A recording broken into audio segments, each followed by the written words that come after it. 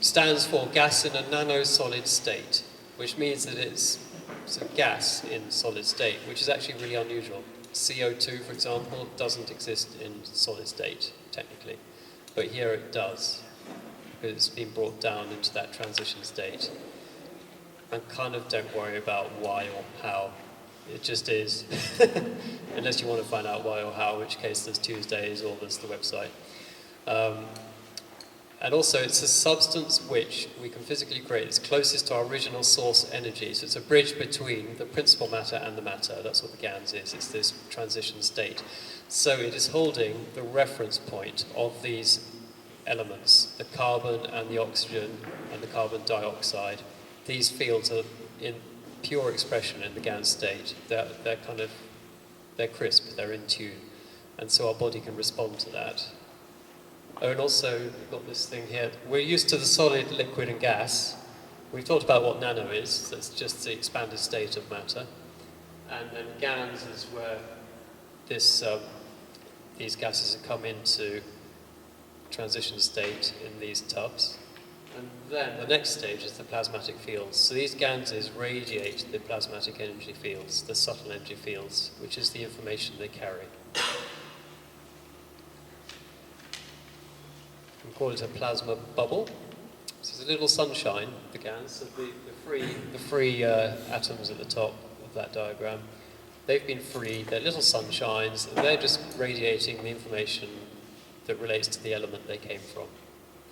So if it's CO2 gans, they're radiating the frequency and information of CO2. If they're copper gans, they're radiating that of copper. And the body uses the copper for arthritis and for other things. We'll look at the uses. Okay, we've seen this one before. So it's a charge field. An atom is a charge field. We see the physical atom shell as matter.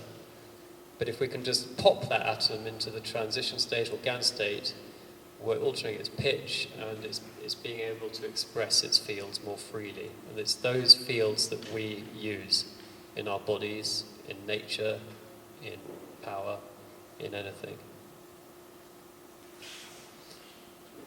It manifests from a field strength that science has not recognized before. So that's what we were talking about, the new view of matter. It's going up the scale, beyond matter, into this field strength domain. And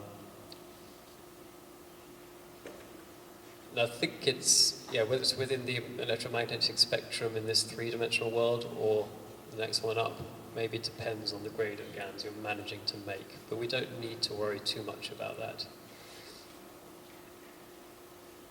A lot of, they found out that insects, so I've got all the little antennae on insects, microscopic antennae that insects have, are actually microscopic aerials like we see on rooftops. We've made these big aerials for receiving radio frequencies. The ones on insects are teeny weeny versions of exactly what they've come up with for our mobile phone masts and our TV aerial masts and our radio masts, because they're picking up radio frequency energies, but in the far infrared spectrums, they're teeny weeny, and these are things we cannot see. So there's actually a heck of a lot that goes on in the EM spectrum in this 3D world that is magical still to us. It's the realm of most of this stuff, probably. The etheric fields that nature uses, the bioenergy fields, are still in this domain, I think. It's just that beyond light speed stuff is more the spiritual, the soul level, and the mind, arguably. I think, yes. So nature is amazing. And the thing is, we don't have the tools to see these energies yet, because they're too subtle, too high frequency. We can't see radio waves, can we? There's no device which will show you a photograph of radio waves, for example. And that's something we're totally used to, accepting radio waves. Just they're long wave, medium wave, they're quite long wavelengths. And a lot of this stuff is teeny weeny wavelengths that nature uses. So it shouldn't really be mysterious. GANs, so it represents the perfect note. It's got a self-organizing energy field, these little atoms that are freed from their matter state, and they carry the blueprint of that element. As I said, if it's carbon, oxygen, hydrogen, nitrogen, calcium, whatever GANs we're making. And so for health, a balanced field is health, that's in focus. An unbalanced field is out of focus. These ganses are like singing the perfect note again, the reference note, and bringing you back into harmony. Okay.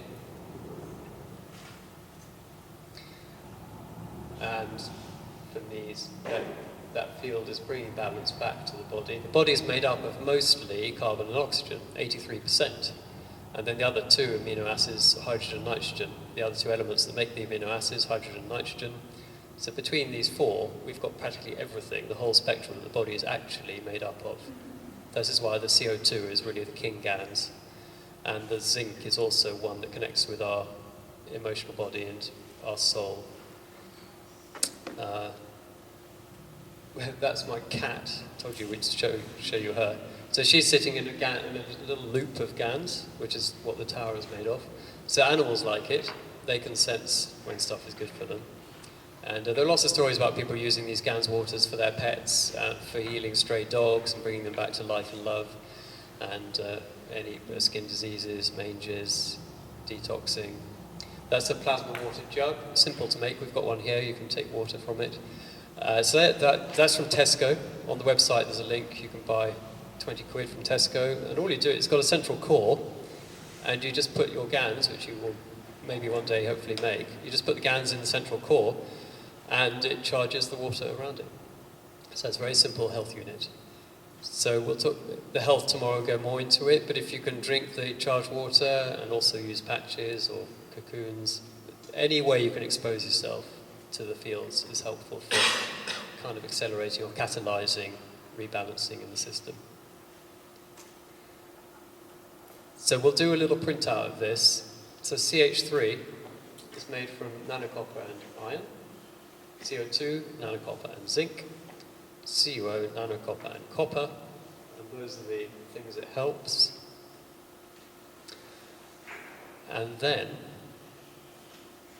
we won't confuse you too much with organic ganses, because you can basically you can reduce food, vitamins, minerals, food, seawater, we'll do that one, into its nano state. So you're expanding, you're digesting the physical matter of the food.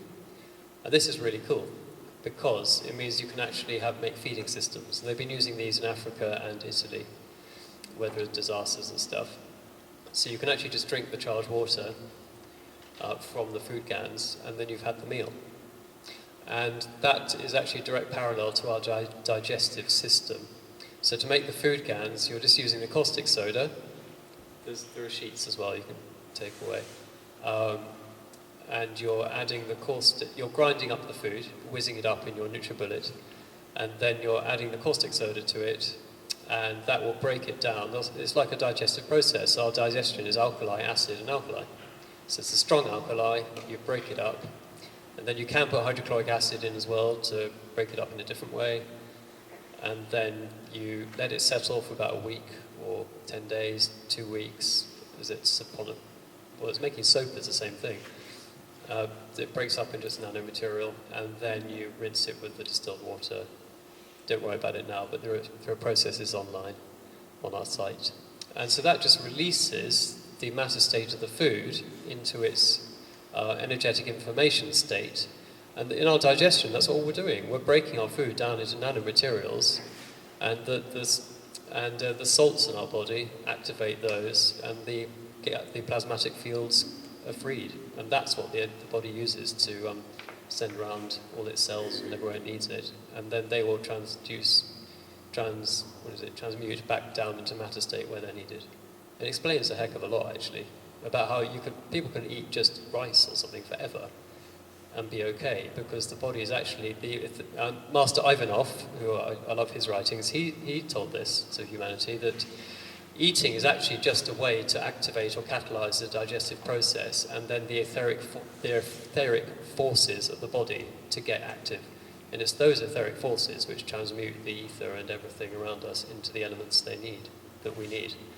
So it explains why a fairly monolithic diet actually isn't necessarily a problem, because our body knows what to do with it as long as it's being stimulated.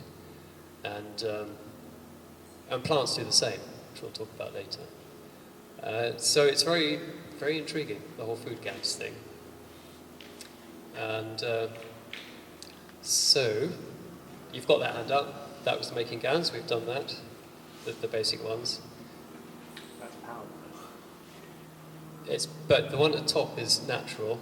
The one at the bottom is with power, which is another method. Sorry, is that better? The one at the bottom is power. Well, you can add power to speed it up.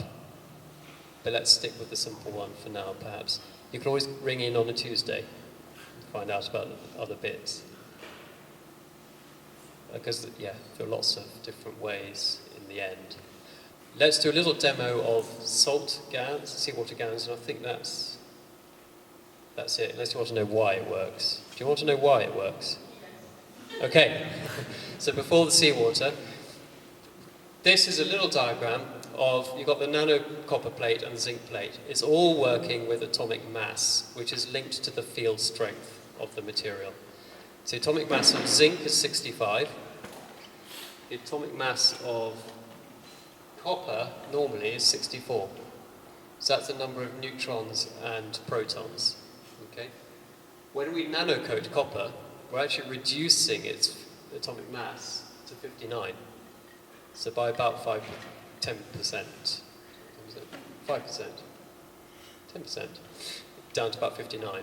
So that means that it has a deficit of, between the zinc and the copper, you've got a deficit of 6. Okay, so that's a kind of, it's like a magnetism. So nature wants to fill that 6.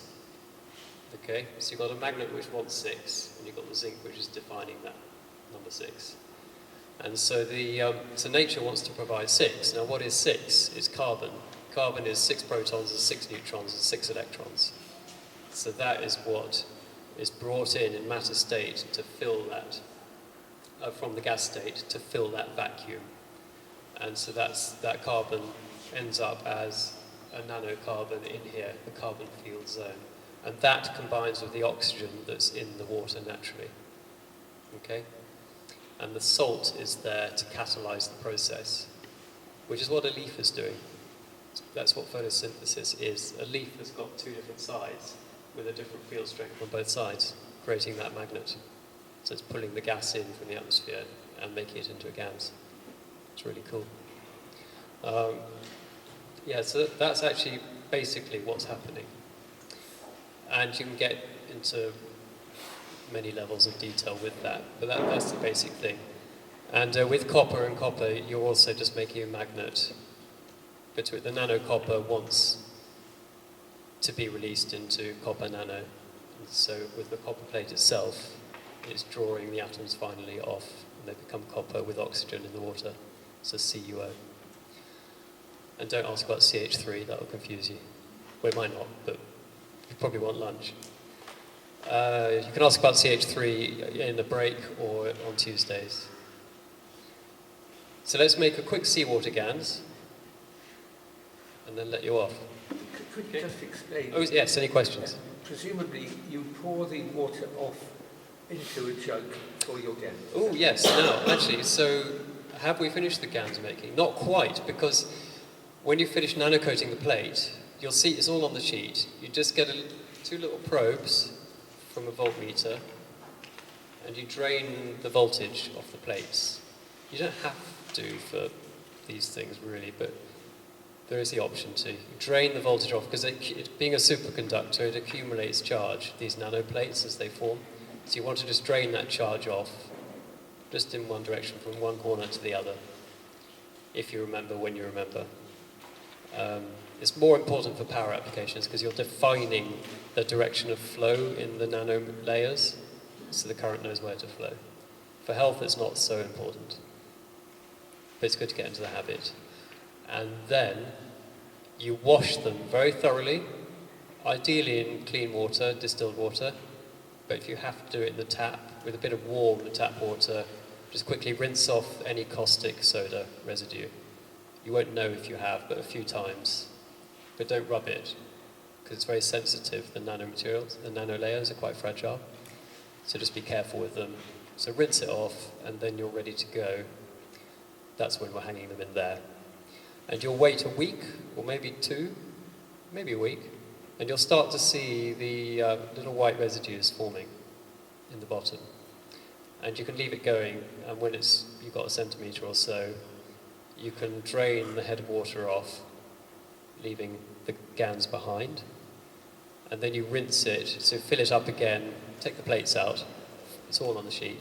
Fill it up again with distilled water, rinse it, let it settle, pour it off, fill it up again, 3 or 4 times. It gets the salt out, basically. That's all it's getting out with this. With food, you're getting the caustic out as well. This, the salt. And then you're ready to go. Alex. How many times can you use an those plates? How should it be stored? Yeah. Well, Mr. Kesh is now saying once you've made the nanocoating, it carries on forever. I'm not so sure. I use fresh ones each time. You can experiment with that. If it's still producing, then I guess it's still working.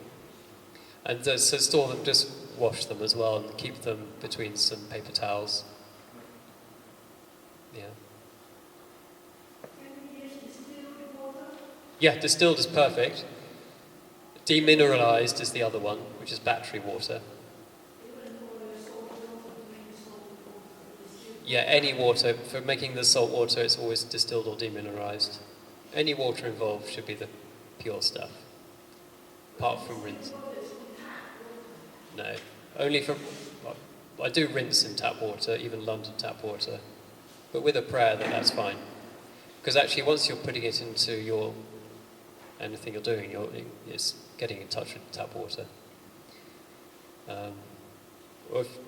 The purists would never go near tap water. But I'm a little more.